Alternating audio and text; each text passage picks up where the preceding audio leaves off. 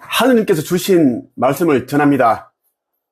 이 시대는 선한 것을 멀리하고 악한 것들을 가까이 하고 있는 사람들이 넘쳐나고 있습니다. 그리고 아름다운 말, 힘이 되는 말, 위로가 되는 말, 용기가 되는 말은 멀리하고 사람들에게 상처 주고 실망하게 만들고 좌절하게 만들고 절망 속으로 빠뜨리는 그런 해코지하려는 마음이 담긴 말들을 쏟아내고 있습니다. 그래서 지금 이 시대는 옳고 그름을, 빛과 어둠, 진리와 비진리를 정확하게 분별할 수 있는 사람들이 끝까지 살아남을 수 있다라는 말씀을 드리고 싶습니다. 수많은 이제 예언서에도 보면은 이제 마지막 때에는 빛과 어둠이 확연하게 구분져질 것이고, 아무리 힘들더라도 외롭고 고통스럽고 사람들로부터 박해를 받더라도 빛의 편, 빛이 있는 곳으로 가는 자들은 반드시 산다라고 적혀 있습니다. 그 반대로 악하고 더럽고 추악하고 어둠 쪽으로 가는 사람들은 아무리 똑똑하고 가진 재산이 많고 영웅이라고 할지라도 반드시 망한다. 그렇게 기록되어 있습니다. 아버지께서는 이렇게 말씀하셨습니다. 너희에게 상처를 준 자들, 핍박하고 박해한 자들, 그들을 용서하되 경계해야 한다. 그렇게 말씀하셨습니다. 이 말은 무엇인가 하면 우리가 이제 빛의 자녀로서, 빛의 일꾼으로서 이제 깨어나서 복음을 전하고, 그리고 이제 안 믿는 사람들, 우리를 박해하는 사람들과 이제 멀리 하면은 그들이 또 우리를 공격하고 괴롭히고 이상한 사람으로 만들고 우리가 전하는 말들을 왜곡시키고 진실을 거짓으로 바꿔버리고 그렇게 합니다. 그리고 이제 말도 안 되는 그런 법적으로 그렇게 이제 힘들게 만들기도 하고 그렇게 해요.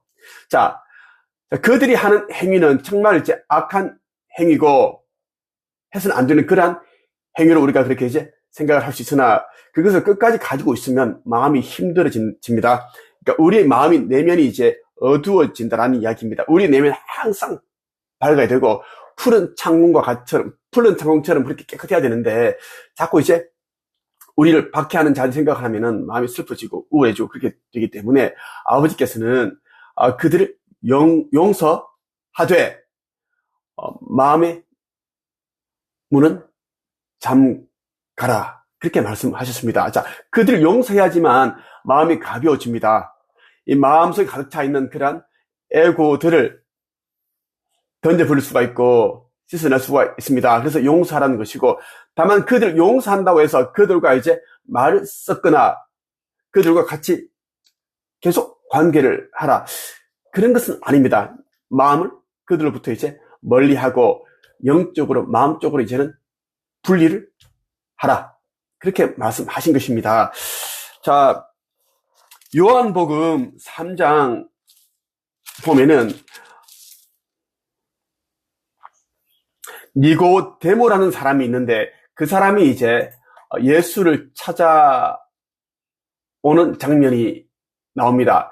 이 이제 니고데모라는 사람은 좀 위치가 있는 사람이었어요. 위치가 있는 사람이고 그 이유는 뭐냐면 이제 공의회 의원인가 그렇거든요. 이 사람이 위치에 있는 사람인데, 그래서 이제 낮에 선지자 예수를 찾아가면은 율법학자라든지 그들 리그에 속한 사람들, 제사장들에게 그렇게 이제 그 이야기가 보고가 되기 때문에 굉장히 조심하려고 한밤중에 예수를 찾아온 이야기가 담겨 있어요. 한번 보면서 이야기를 나눠보겠습니다. 정말 중요한 이야기예요. 자, 니고데모는 이제 높은 종교 지도자인데, 그래서 이제 그들의 시선을 피해서 밤에 찾아왔다라는 것, 이 시대에 살고 있는 수많은 사람들의 그러한 모습이 아닌가 하는 생각이 들어서 한번 말씀을 전하게 되었습니다. 바리새인들 중에 니고데모라는 사람이 있었습니다. 그는 유대 공의회 의원 중 한 사람이었습니다. 어느 날 밤 니고데모가 예수님을 찾아왔습니다. 그는 선생님, 우리는 당신이 하느님께로부터 오신 선생님이라는 것을 압니다. 하느님께서 함께 하시지 않는다면 아무도 선생님께서 하셨던 일들을 행할 수 없습니다. 라고 말했습니다. 예수님께서 대답하셨습니다. 내가 너에게 진리를 말한다. 누구든지 다시 태어나지 않으면 하느님의 나라를 볼 수 없다. 누구든지 다시 태어나지 않으면 하느님의 나라를 볼 수 없다. 니고데모가 예수님께 물었습니다. 사람이 이미 나이가 많아 어른이 되었는데 어떻게 다시 태어날 수 있겠습니까? 어머니의 뱃속에 다시 들어가 2번씩이나 태어날 수 있겠습니까? 예수께서는 이렇게 대답하셨습니다. 내가 너에게 진리를 말한다. 누구든지 물과 성령으로 태어나지 않는다면 그 사람은 하느님 나라에 들어갈 수 없다. 사람이 육체적으로는 그의 부모로부터 태어나지만 영적으로는 성령으로부터 태어난다. 내가 너에게 다시 태어나야 한다라고 말한 것에 대해 너무 놀라지 마라. 이렇게 이야기를 했습니다. 자, 높은 종교 지도자였고 공의회 한 사람이 있는데 이 사람이 이제 예수를 알아본 것입니다. 하느님의 아들, 선지자라는 것을 알아보았는데 낮에 오면은 이제 그쪽 율법학자, 유대인들, 그리고 바리새인들, 제사장 이들에게 이제 눈에 들어가서 또 핍박과 박해를 받을 것이 뻔하기 때문에 한밤중에 조용하게 찾아왔습니다. 예수는 물과 성령으로 태어나지 않으면 하느님 나라에 들어갈 수 없다라고 얘기했습니다. 물은 회개 깨끗함을 말합니다. 정화, 씻어주는 것. 그러니까 우리가 이제 물에 들어가서 목욕을 하죠. 목욕을 하고 하면 이것은 깨끗해지려고 하는 것입니다. 그래서 예수는 사람이 속죄하고 회개하고 깨끗해져야 하고 그리고 성령으로 다시 태어나야 한다라는 것은 뭐냐면 거듭나야 한다라는 것입니다. 영적인 존재이니까 성령, 아버지 하느님의 자녀라는 것을 인식하고 믿고 영접하고 그분의 자녀라는 것을 어떻게 증명할 것인가. 그래서 성령으로부터 태어나야 한다. 그 이야기를 하고 있는 것이에요. 자, 예수는 얼마나 인류애가 크고 사랑이 넘치는지 한밤중에 니고데모라는 사람이 그것도 종교 지도 찾아왔는데 야단치거나 질책을 하지 않습니다. 정말 안타까운 마음으로 어떻게 하면 이 자에게 내가 전하는 진리가 가닿을 수 있을까? 하느님 나라에 대한 소식을 이 자의 마음에 깊게 씨앗 뿌리기가 될까를 생각을 했겠죠. 그렇게 해서 친절하게 이야기를 해주었습니다. 네, 신기할 정도의 한밤중에 찾아왔으면 너는 왜 이렇게 담대하지 못하느냐? 응? 네가 아직도 진리를 깨닫지 못하느냐? 그렇게 야단칠 수도 있는데 말이죠. 그렇게 하지 않았다는 이야기입니다. 그러니까 예수는 아버지 하느님의 아들이기 때문에 한없는 사랑, 한없는 은혜를 사람들에게 한가득 끝없이 베풀었습니다.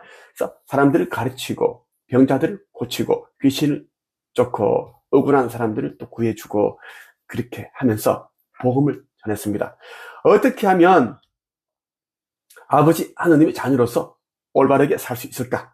그에 대한 이야기, 의인으로서 사는 방법, 그리고 하늘나라에 대한 소식을 사람들에게 전해 주었습니다. 그것이 예수가 한 일들입니다. 그래서 아버지께서는, 하느님께서는 정말 아버지 자녀들 그들에게 전지적 사랑을 베풀고, 왜?